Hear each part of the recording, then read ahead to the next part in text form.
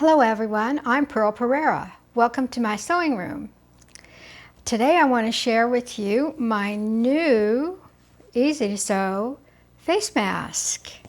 I have previously had a face mask on my website, and that one is called the Contoured Face Mask. It's more of a generic face mask, I believe now, because the only thing we really changed on this one was pretty much the elastic and maybe the width for the smaller sizes. So with my new pattern, I actually have 6 different sizes. So they range from adult small, medium, large, and extra large. And there's 2 child masks, which are a small, I would say for maybe 6 and under, and then the large, which would be from 6 and older. I think when they get to be around 10, they can pretty much wear the adult small. The nice thing about the new mask is I've added the nose bridge bar, and I have used the soft elastic, cord elastic, and cord locks, which means that you can adjust your mask. If it's too tight or if it's too loose, you just adjust the locks on there, which makes it really easy. I like the curve now.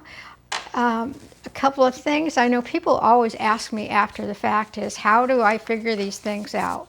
Well, I can tell you that I just grabbed a scrap piece of paper and I took my original mask, I laid it down on the paper, and once I had it here, I sketched around it. Once I sketched around it with my pencil, I drew it several times, you know, refining my lines. And then I actually cut it out of muslin and tried it on. And the first attempt was not very good, I must say. It poked out too much in the front and actually looked like it had a beak. So I decided that that was not a good look, and I went back and I smoothed out the curve. So I think this is close to my final drawing, and then as you can see, you know, I have them all neatly drawn up for you in all the sizes.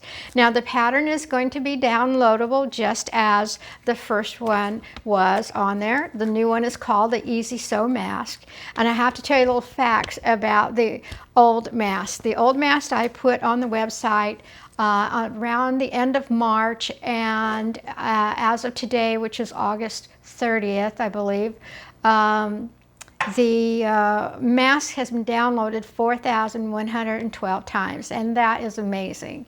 The thing about the mask is you need to go to my website, p3designs.com, to download the mask. You'll actually need to put it in your shopping cart. And once it's in your shopping cart, you just check out like you normally would with $0, and the mask is free. The main reason I do that is because of how many times I like to, you know, so I can see how many times the mask download is downloaded. Just like the old mask, I'm sure this old mask is going to still continue to be downloaded. It's great for those masks that you want to donate that you don't know the size of the person that's going to be wearing it. They work perfectly for all of the masks that I donated to the hospital. I've made 725 masks myself and donated the majority of them to the hospital, local hospital. I've made plenty of masks for my family, and of course, they like to say, well, this one's too tight and this one's too loose, and so that's why I have a new pattern. I'm sure that you will be able to find the correct fit for you. First tip is cut one out of a scrap piece of fabric, hold it up to your face, and then see how it's going to fit. Take an accommodation for the seam allowance, and you'll be able to find the correct size for you or your family members.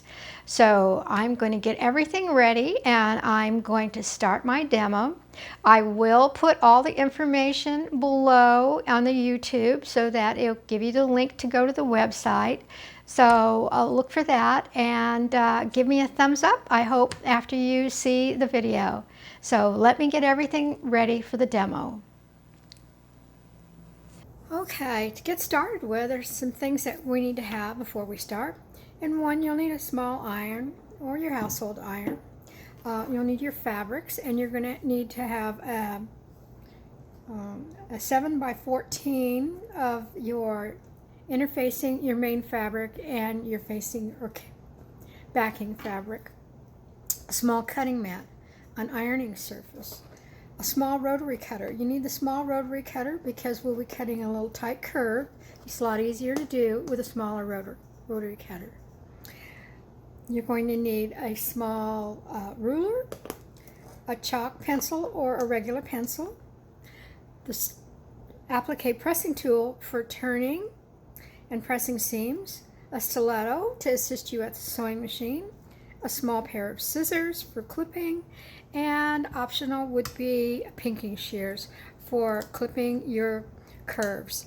Now, the other thing that we need is, on my website, I have these kits, which are 5 yards of the cord elastic, 20 cord locks, and 10 of the nose bridges. And this will make 10 masks. So there's plenty in there for 10 masks.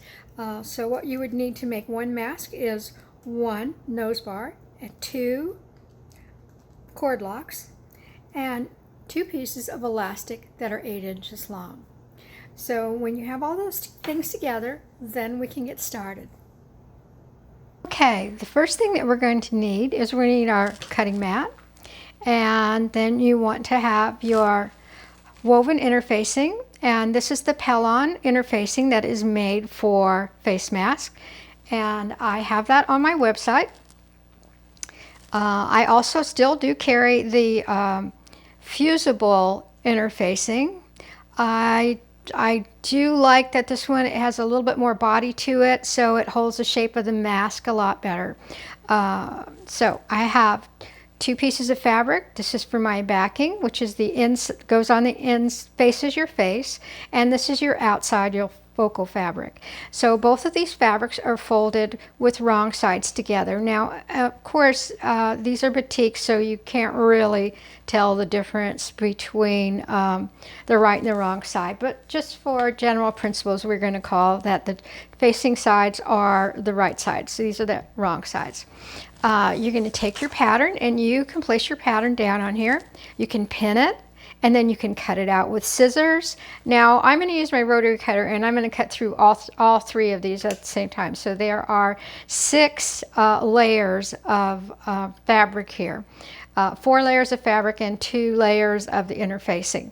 Now that's usually just because when I'm making something, I'm making more than one, and I need to speed up my process. So I want to show you what I've done here. I have a silhouette cutting machine, and because I have a silhouette cutting machine, I can actually have it cut out of chipboard, which is just a heavier cardboard like the back of a tablet.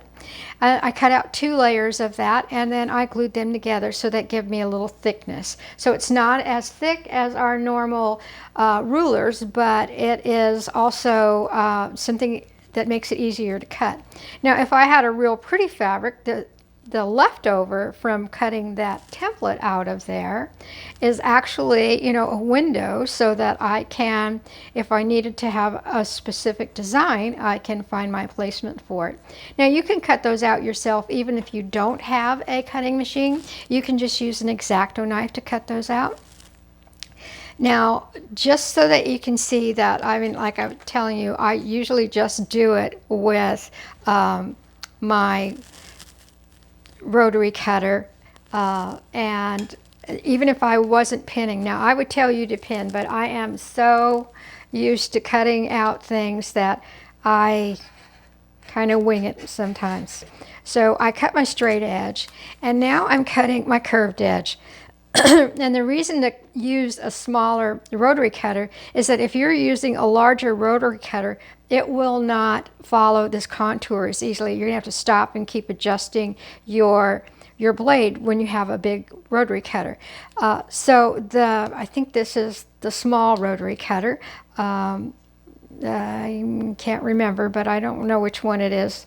And I just like to get it started because I have all those layers in there. And cutting the curve is probably the hardest part. Okay, try not to cut your pattern. I occasionally cut my pattern, but for that very reason is the one reason why I would rather just go ahead and use my little template that I made for myself. And now I can just cut this just as if we were cutting with any other type of quilting template. Probably should have put a brand new blade in there. That would have made a big difference. And then I can just cut this other side. And this is why I like the small mat. I just keep turning it until I get it exactly where I want. Now I could probably come back in here now that I have the template in there and trim away that little area. And this is why you want that smaller rotary cutter, so that you can work around those little curves like that. So we now have our pieces cut. Put that in the trash. And so what we're going to do is the next step that you need to do is you need to take your two interfacing pieces and you will come over here and just clip off about, I don't know, a little less than ½ inch on each of these two corners. And the reason for that is so that when we turn it, it's not as bulky here in the corner where the cord elastic is.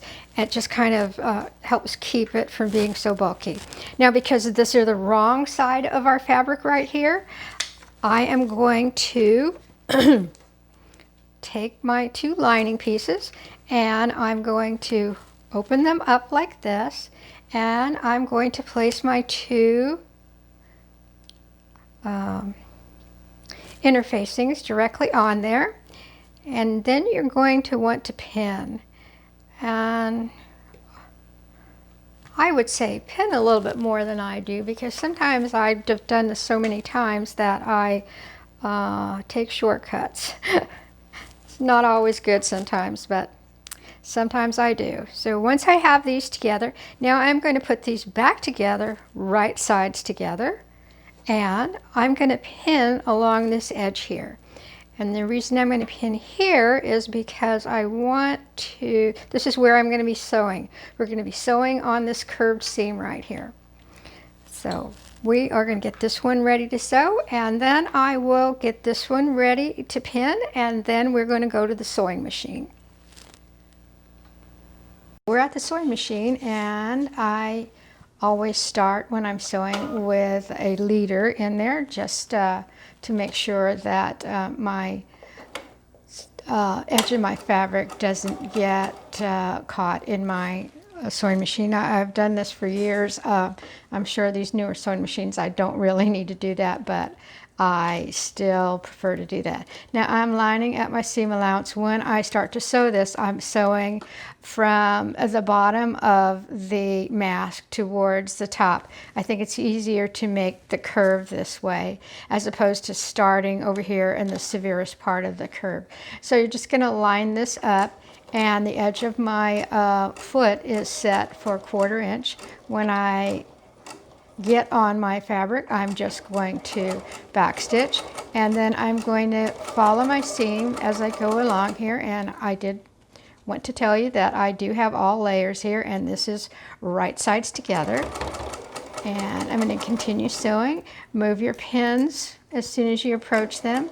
I'm going to continue sewing until I reach the end here, and I will back stitch. Now my interfacing seems to shift a little bit. So you might want to pin a little bit better than I did. I'm going to just now transfer over onto the next piece, and I will continue the same stitching until I get to the end. And once I'm here, I will back stitch, and then I will cut my thread, and then we're ready to go on to the next step.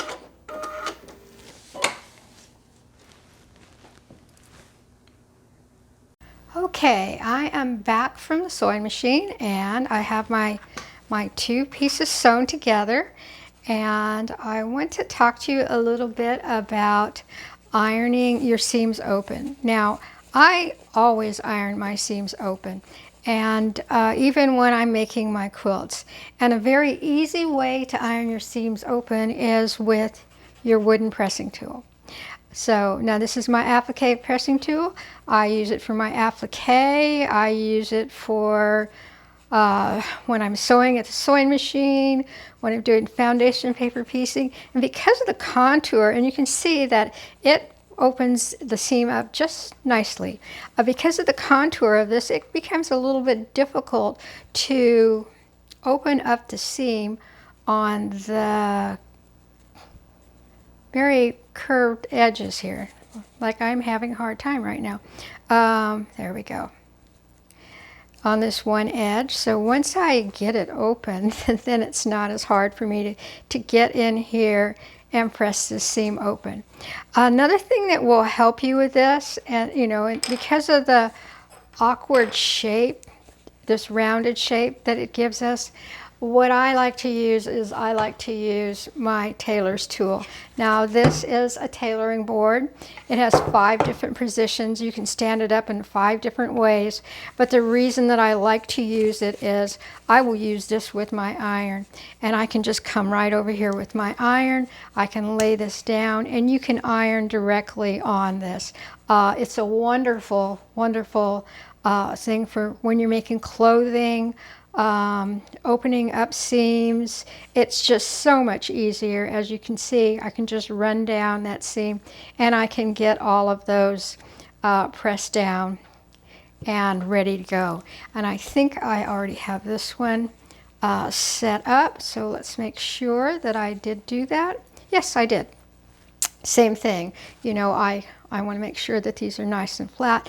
Now the reason that I am pressing the seams open here is that when you have your 2 seams are put together here and here, it's less bulky when they're flat. We don't always line up things as well as we should when we are putting our blocks together or putting our mass together. Sometimes it's very hard to line things up. So for right now, we're going to put our facing side, and we're going to come back over here to our front piece. Now I have this laying here with the right side up, and I'm just going to fold it so that it is easy to work with right here.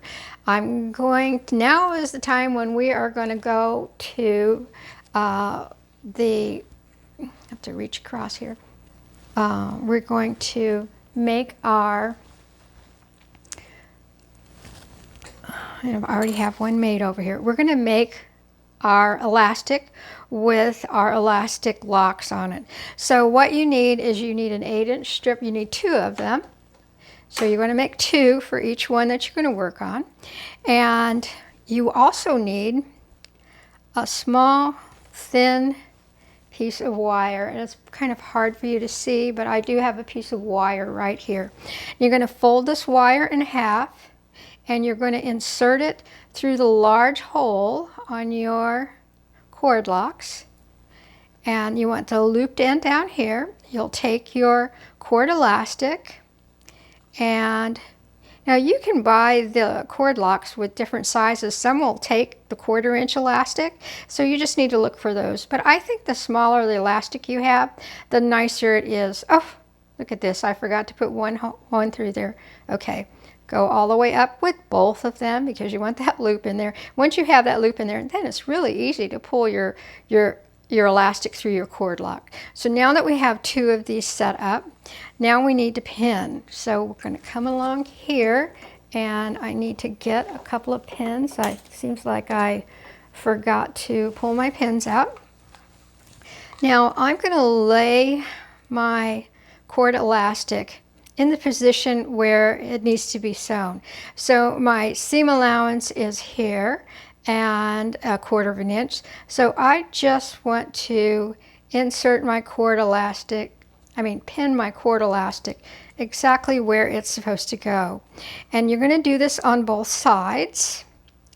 And then once I have that done, I will come right back. Okay, we're back.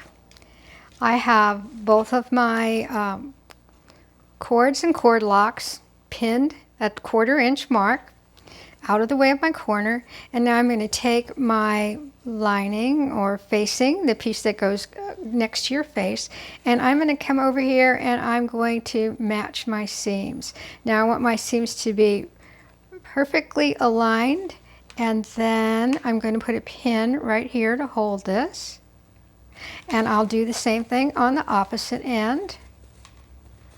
And this does create kind of a little pivot point here, so when you're stitching it, we will need to pivot here. So we're going to pin this. And I did it on one of these. I pinned my inner facing so that it wouldn't move, and I guess I forgot to do it on this one. Now I'm going to come back over here, and I'm going to lay this down, and I am going to put a pin here to hold all these layers together. And I'm going to just use this pin I have here and pin all of these. Now you can pin more than I did if you'd like to. You can also use these little clips. I do like using these little clips. Sometimes they're really convenient for getting things easily positioned. So we're ready here. Now, before you start sewing, I like to start sewing with my interfacing on the bottom. Don't ask me why, I just like to do that. But it's just one of those things I like to do. Now, the other thing is this is where my opening is going to be. Obviously, I suppose I could have turned it the other way, but I just want to look at it this way. So you can see it's a 2-inch opening here. So I am going to put a pin here and a pin here to mark my 2-inch opening so that I know this is my starting point and this is my stopping point. So I am going to now go to my sewing machine and I will sew all the way around. Well, I thought that I should just go ahead and show you how I started sewing. Now, I started sewing back here where my pin was, and I came around my corners, and that's when I decided that it was probably better to just go ahead and show you how to do that. And I am just stitching around here. I have my needle set so that I have a 1/4 inch seam allowance, and because of the shape of your piece you need to kind of adjust your fabric so that you can follow your stitching line. As I approach my pin, I like to pull it out, and then I'm going to continue sewing.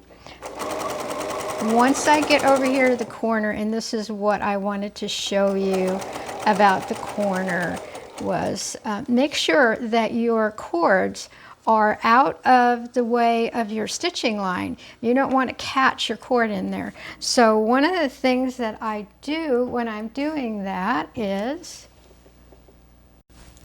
I had to get up and get my stiletto, is I wanted to show you that with your stiletto you can come in here and you can easily sneak your tool down under here. You can do it with a pin, but your stiletto is a little bit easier to work with. And I'm making sure right here that I am not going to catch my cord elastic in there, and it's very close. So what I'm going to do is I'm going to move my cord elastic out slightly, and I don't want that to roll away. That's why I had to go and find it. I'm going to stitch all the way to I'm a 1/4 inch away from the end. So right here, I'm going to turn I have my needle down, and then with my stiletto, I'm going to come back in here and I'm going to snug my elastic right up against the needle. That way I know that it's right in the position that it needs to be, and that'll make for a nice corner. So I'm going to sew forward, and then I'm going to sew backwards, and I usually like to do that a couple times when I'm going over the elastic. That way I know that I have it secured in there nicely, and I know that it's not going to come undone with maybe some rugged use. Now your opposite end is kind of sometimes a little bit harder because you're actually stitching, let's say, to my finger. Now I can position it where I think my 1/4 inch is going to be, and then I can put a pin right here in the fabric and come back and make sure that I have my cord snugged up right against that spot and that it's out of the way over here. And you can feel it very easily in here. So I'm going to stitch until I'm almost right on top of my cord. Then I will stitch forward and backwards a couple times to secure that. And then I'm going to continue going around. And this is the part where we have this pivot, because this is kind of rounded underneath here. It does kind of tuck under your chin.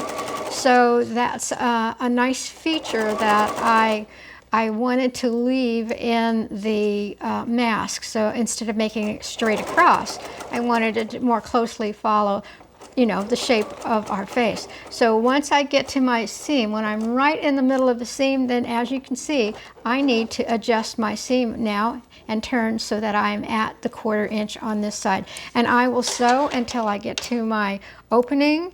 If you have bigger hands, you need a little bit more room, you can leave it open a little bit more if you'd like, but generally I just leave myself that 2 inches. I find that that's enough so that I can sneak my fingers in there and pull that out. So I am ready to remove this, and then we're going to go over to the cutting mat and we'll talk about the rest. Okay, I'm back over here. I've got my cutting mat on top of my ironing mat, and I have my mask, which is sewn all the way around except for the 2 inch opening over here. Now we need to clip, and we need to clip right here in this little concave area, and you can see it on here, you can see it on either side. So I didn't quite line that up, but I think it'll be okay. So I like to clip once, twice, and once, twice here. Now I will not use my pinking shears over here, but I will come over here and I'm going to clip off the corners, and you want to clip off the excess fabric. So that's going to make a nice corner for you. And then, because this is a concave, this is the top of your mask, goes up near your nose, I like to come with my pinking shears and cut this. You don't have to use pinking shears. If you have them, great thing to use them. In quilting, we don't often use them. If I wasn't using my pinking shears, I would be coming along this whole surface and I would be clipping about every 1/2 inch. So the pinking shear just gets rid of the excess fabric and actually gives you that nice turn. When this turn, it allows the seam to open up just like you want. Now, so we've clipped here in this area. Now, there's one last thing that you need to do before you turn this inside out. And this is where our opening is. Now, my interfacing, I can come and just trim my interfacing away following my 1/4 inch seam allowance. The reason to do that right here is just because this is where we need to turn our seam allowance back and it's less bulky. So whether I do this with my pressing tool, which you can see it leaves a nice crease in there. You know exactly where that nice curve is supposed to be. But since I have my iron handy, I'm just going to come over here and I'm going to hit that with the iron. Make that nice and flat. And then I'll turn the piece over and I'll do the same thing on the focal fabric. I'm going to come over here and I'm trying to follow that same contour that I put on the yellow fabric underneath there. The awkward shape to deal with.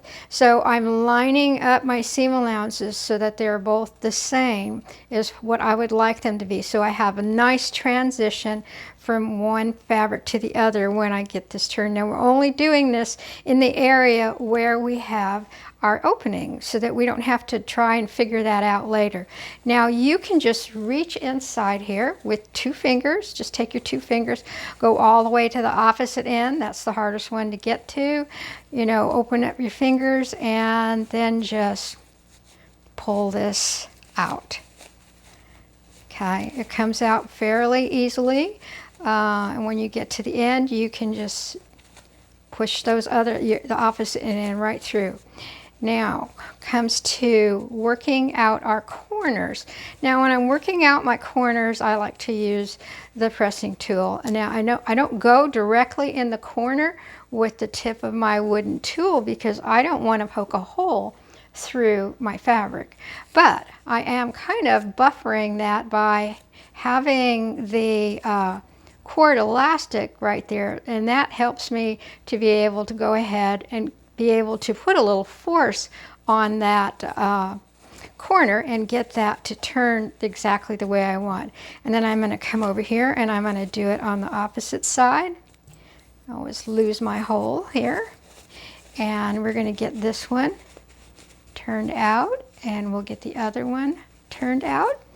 And another thing I like to do before I actually do iron this in place is I like to just come and pull kind of tightly on my seam and get that seam so that it wants to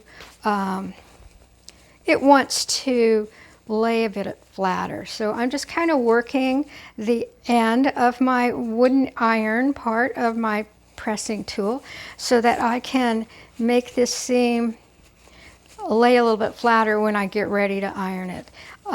So like on this side, it's not quite flat. So just by running this down here, you can also use a hair marker if you have one of those.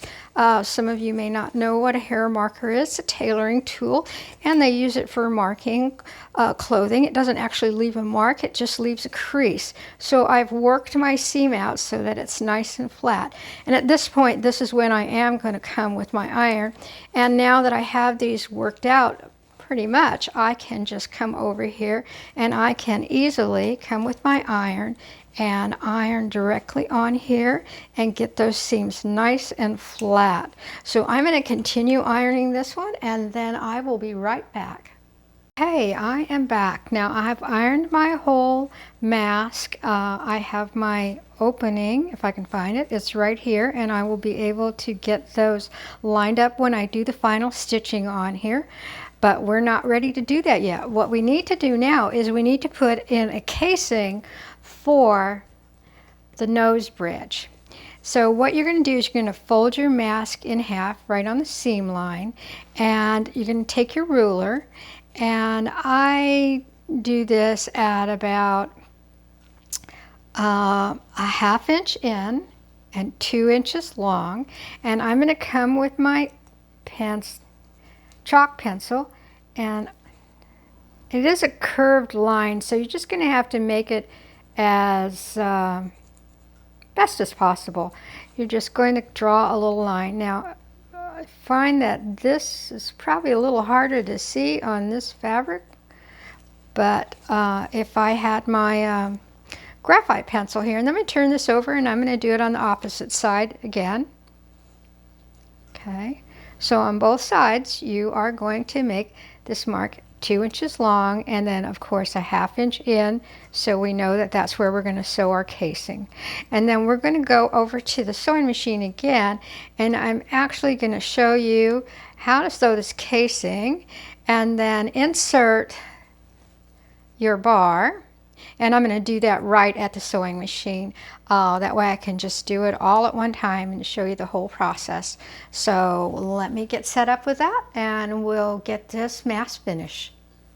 Back at the sewing machine again, and we don't really need our bar yet, but the first thing we want to sew is we want to sew two sides of the casing, so a short side and a long side, and then we'll stop. And the other thing is to make sure that where you're going to stop is on the same side where you have your hole, because if my hole was over here and I'd sewed this end shut, then it's harder to reach around and stick your bar in from this direction. So I always start by finding out where my opening is. So I know my opening is here, and that's where I'm going to need to insert my bar. So I'm going to start by sewing the short end of the casing here all the way down to the end here, and then I'll stop and I'll remove that from the sewing machine, and then we'll insert the bar. So I'm going to just get this lined up and we're going to stitch. So, and I do back stitch here.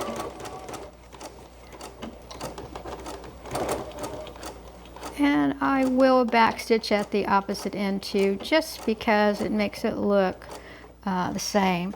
So I'm going to turn, and now you can either use your marking on your sewing machine if you want, or just, you know, follow those lines that you drew on there, which is exactly what I'm going to do. Is I'm going to follow my little lines, my chalk line that I have there, and this needs to cup. So it does kind of get in your way, but you know, it's not too hard to just sew through here. Now once I get to my end over here, I'm going to back stitch again because I need to stop, and I will cut my thread. Oh, I think I lost my scissors. So I'm going to do that dangerous thing here, and I'm going to cut my threads with my rotary cutter, since I don't have my scissors handy right here. But now we have our opening right here, and this makes it very easy for you to just go inside here. Now when it comes to where your two seams are, generally I have to fish around there and there a couple times until I get the bar to go between the seam allowances.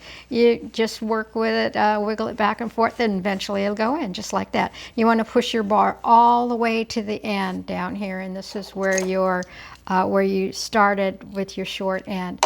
So you're going to push that all the way down to the end, and then you're going to come back and we're going to sew the short end, and we will sew all the way around our mask, and our mask will be done and ready to wear. So once I get this positioned exactly where the needle is supposed to come down, now I like to make sure that my bar is truly out of the way. So I'm pushing it as far back as I can because I don't want to sew over my bar. And now I can stitch, and I'm going to do a little back stitch there. And I'm going to come up to the edge of the mask, one more stitch. I will turn, and I'm going to sew all the way around the mask. So now this becomes very easy, and you're just sewing I don't know, a scant 1/16 of an inch to the inside of your mask. And when you get to the corners where you have your elastic, same thing applies. I'm going to go forward and I'm going to go backward, and I want to always make sure that those areas are secured, because you know, if you're giving this to a kid, you know they're going to pull on it, or even, you know, your spouse.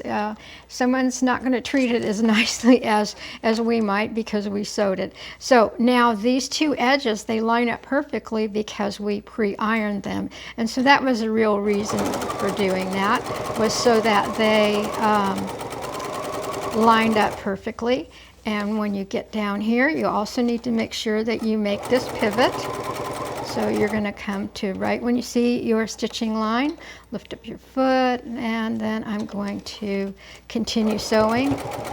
Now, the reason I'm going to continue sewing this all the way around is I want you to see what I do when I get to where the bridge bar is. So we're going to keep sewing, and we're at our next to last corner here. Threads everywhere. I'm going to back stitch over those again. I'm going to back stitch over this one. I just really like to make sure that those are secure. I would hate for somebody to get a mask and have their elastic come out. So now we're going to sew on the upper edge again, and this is where our casing is. Now my casing, I have my bridge bar pushed all the way next to my stitching, so I know that it's going to be out of my stitching area. Now you could use a zipper foot or any other type of foot that you want, just so that you know, but really I've got my finger right here, my bar is right here, and it's well away from my stitching area. So I don't think there's any problem with, pretty much most machines are going to be able to sew right, you know, the same way that I am, just by keeping your finger in front of your presser foot and your bar pushed all the way next to the stitching. So I'm going to come back up here right to where I started. I will back stitch, and then I'm done. My mask is done.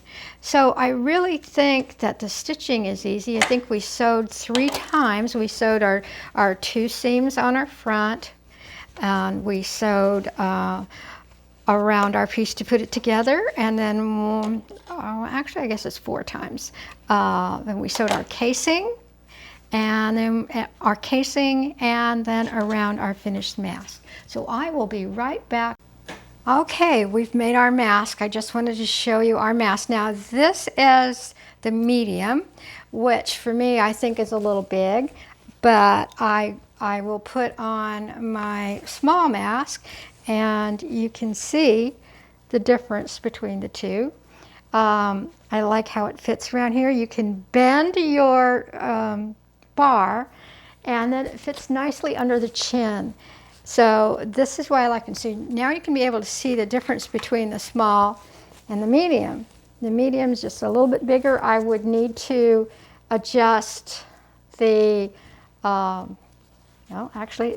need to adjust the cord locks, and it's just up to you. And that's why I wanted to do the different sizes.